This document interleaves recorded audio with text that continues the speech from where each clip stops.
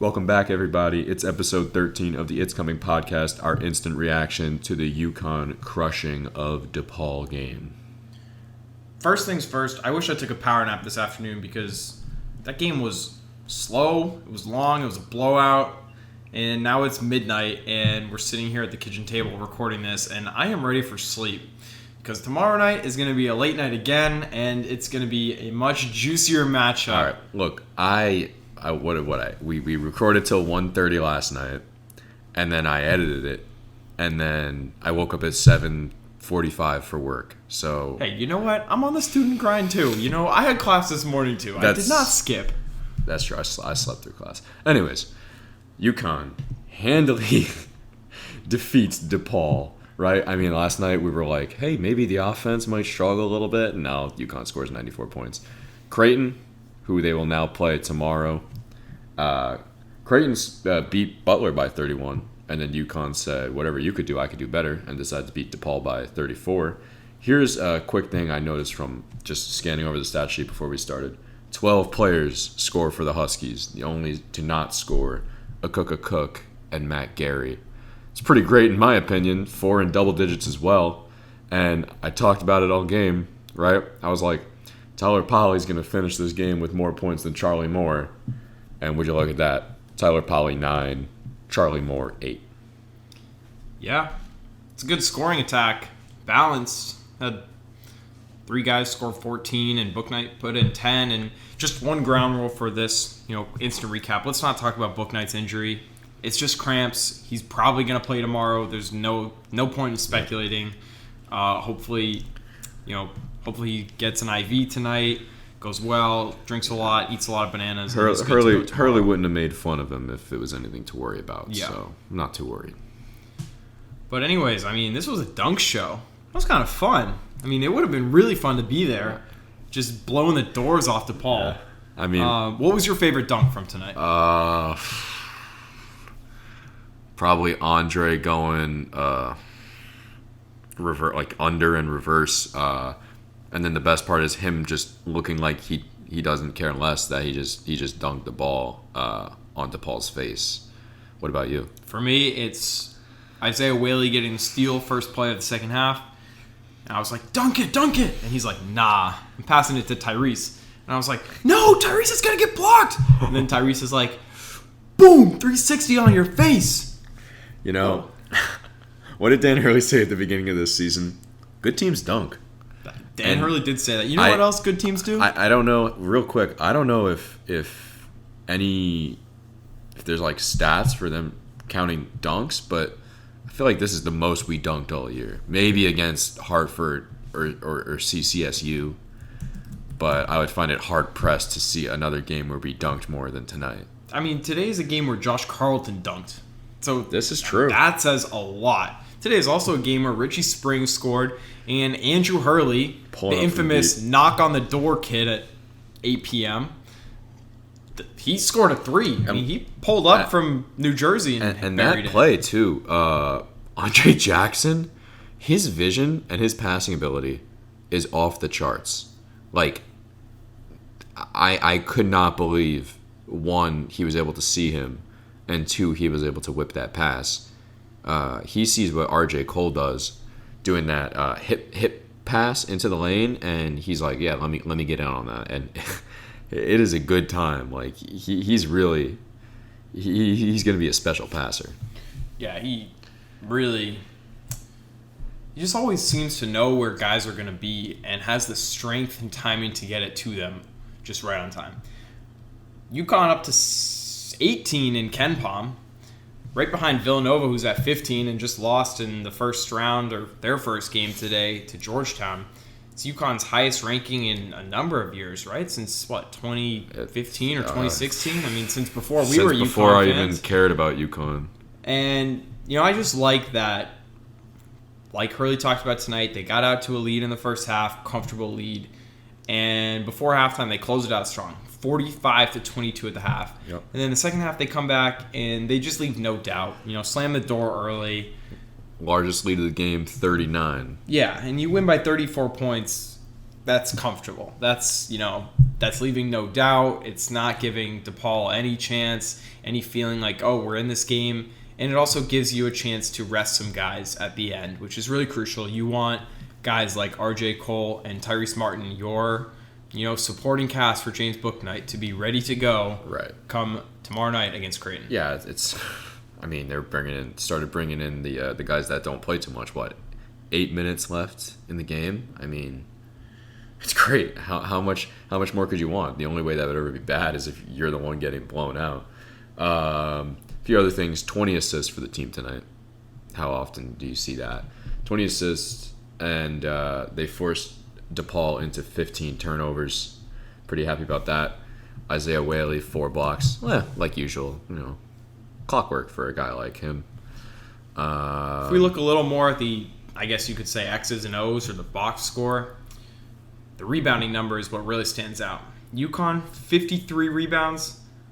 DePaul, 32. 21 more rebounds for UConn, and that led to 19 more shots. So yes, UConn only shot 45%, but when you put up 19 more shots, that just, you're going to win most games when you do that.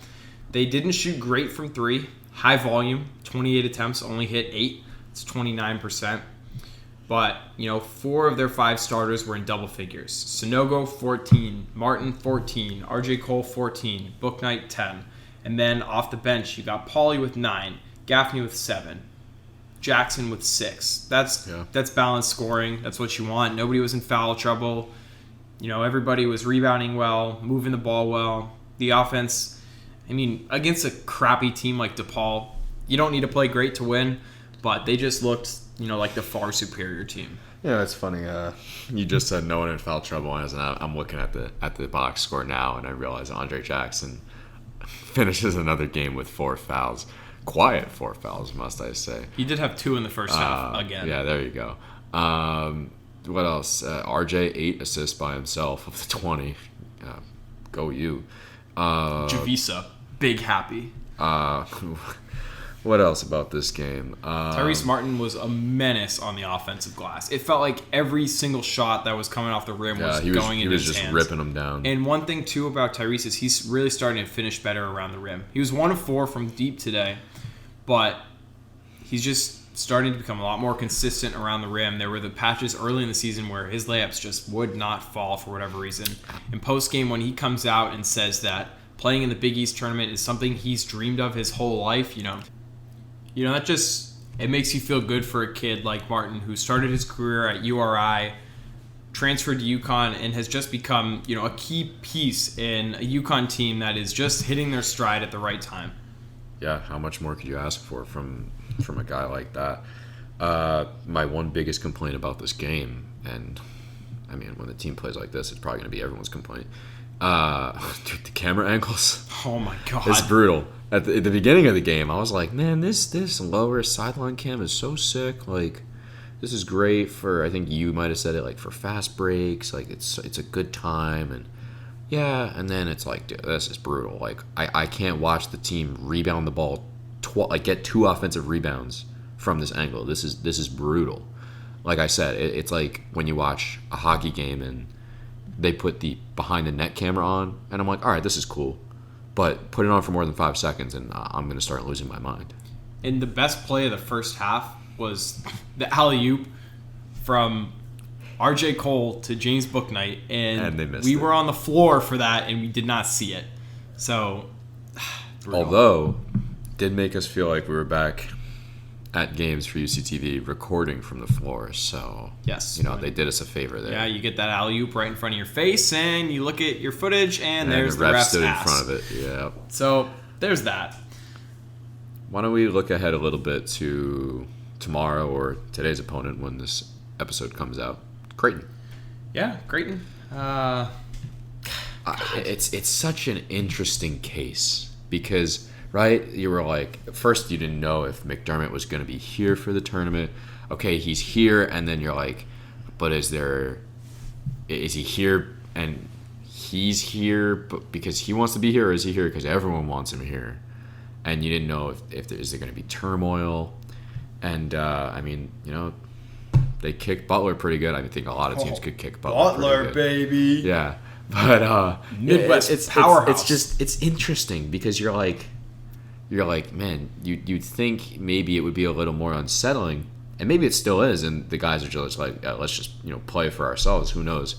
But I don't know, man. But Zagorowski has come out a few times, multiple times after games to defend McDermott. So maybe truly the team is over it, and end of the day, now you got to go play a team that you lost to twice in the regular season. One of them a very winnable game. The other one you played without your superstar. Yeah, I mean, this is going to be one of the marquee games in college basketball. Friday night, New York City. Place would be 9 rocking. p.m. tip. Yeah, like you said, the place will be rocking. They beat the doors off of Butler today. They played probably their best game in a couple of weeks. They sort of struggled down the finish line. Zagorowski 18, Damian Jefferson 14. From there, not much. It was Christian Bishop with 10 and Denzel Mahoney with 8, and then a smattering of guys, in single digits. But this is a Creighton team that can really fill it up. And at times I thought UConn's defense looked great tonight, but at times they were also like, hey, DePaul is really bad. They don't really have any guys who can go isolation except for Charlie Moore, who only scored 8 points. So the big thing for me tomorrow night is going to be the defense. Are you able to contain Marcus Zagorowski and make the secondary guys step up? And are those secondary guys going to step up and hit big shots like they did when they came to Gamble and Damian Jefferson hit a shot with 0.2 seconds to go? Creighton has one hell of a supporting cast. Like you said, they Bishop, Ballack, Cockbrunner, I'm missing one. Mahoney, Jefferson. I mean, it's a very, very impressive lineup of scoring talent. So, should I beat the dead horse on how I think about how UConn plays against other teams' guards? Should I do it? Do it. Should I do it? Do it. UConn loves to play well against other teams' top guards. Obviously, not every game, and obviously, Marcus Zagorowski is Marcus Zagorowski. But like you said, keys to success. I think it's going to come down to how well Dan Hurley's going to be able to have the matchups out there on the court to solidify that defense. It's going to be about getting off to a good start, too. I mean, the good thing is you lose this game and you're still in the NCAA tournament. It's not a bad loss. They have the resume. They have enough wins. They're not on the bubble anymore. And another good thing is that there's like no pressure. It's not a game that they're expected to win. It's not a game where you're playing in front of a packed house. It's not the first postseason experience for much of the team. So yes, you're playing against a really strong Creighton team, but you're hot right now. You're playing your best basketball of the season. You're in New York City. You've got the energy flowing. You've got everything on your side. And if James Bouknight is playing, the last time he played against Creighton, it was a 40-piece. He carried UConn, almost carried them to a win, and I'm expecting just an absolute doozy of a game tomorrow night. Should be a lot more interesting than tonight against DePaul. It's going to be a good one for sure, especially when I just talked about Creighton's supporting cast, but like you said, UConn's supporting cast tonight, right? Everyone chipped in. Adama, 14 points. Tyrese, a very quiet double-double. I mean, James Bouknight, guy only had 10 points. So, like you said, imagine what he's going to do tomorrow when he's going to play 34 minutes. So yeah, I mean, it's going to be a dogfight. It's going to be a good one. All around, just a fun game to watch. Like you said, there's no stress on UConn or UConn's fans that, oh my God, we got to win this game or we're not making the NCAA tournament. Not saying you're not putting your all into winning this game, but you get to enjoy it, right? It's not like, at least for me, when your team is playing overtime hockey in the NHL playoffs and you're like, oh shit, if they score, like, this is going to suck. It's fun too. I mean, you look at the other side of the bracket, and nobody wants to get ahead of themselves, but Seton Hall, Georgetown, no Villanova anymore, and you think that whoever wins this UConn-Creighton game will have the better chance at winning the Big East title. Right. Now, no one wants to walk into that Georgetown buzzsaw. Oh, Javon Blair. The vaunted Georgetown buzzsaw. But I mean, You got to take things one at a time. You got to take it every 4-minute chunk of the game. You got to execute. You got to stay out of foul trouble. You got to play smart. You got to play good defense. And, Creighton can really fill it up. You don't always have to match them. If you go down by 6, you don't have to get that back with 2 back-to-back threes. Chip away, chip away, chip away. Boom, get a steal, get a stop, get a score, and all of a sudden you're back in the game. And UConn just has so many weapons that I'm feeling confident. No, I'm feeling confident too. Why not, right? You've won, what does this game make it, 6 of your last 7? Something like that? Math is hard, so. Yeah, man. Math is hard when I'm an accounting major. We get to use calculators. Not my accountant. Not yet. So, confident, but I'm just looking forward to what's going to be an excellent game, like you said, on a Friday night. What more could you want? Yeah, check out the stats. 7 of the last 8, including 5 straight. Okay, so, can they make it 6? We'll see. UConn Creighton, 9 p.m. FS1. I think it's going to be Gus Johnson on the call yet again. Hopefully it'll be a more exciting call, maybe some clutch threes, maybe some onions. But whatever it is, it's UConn, it's Creighton, and it's the semifinals of the Big East tournament. And if UConn wins, we'll be back with another instant recap on the It's Coming podcast. So for Matt Geffert, I'm Noam Watt. Get a good night's sleep, everybody, and take my advice. Take a power nap tomorrow afternoon because it could be a long, late night of UConn basketball. We'll talk to you later.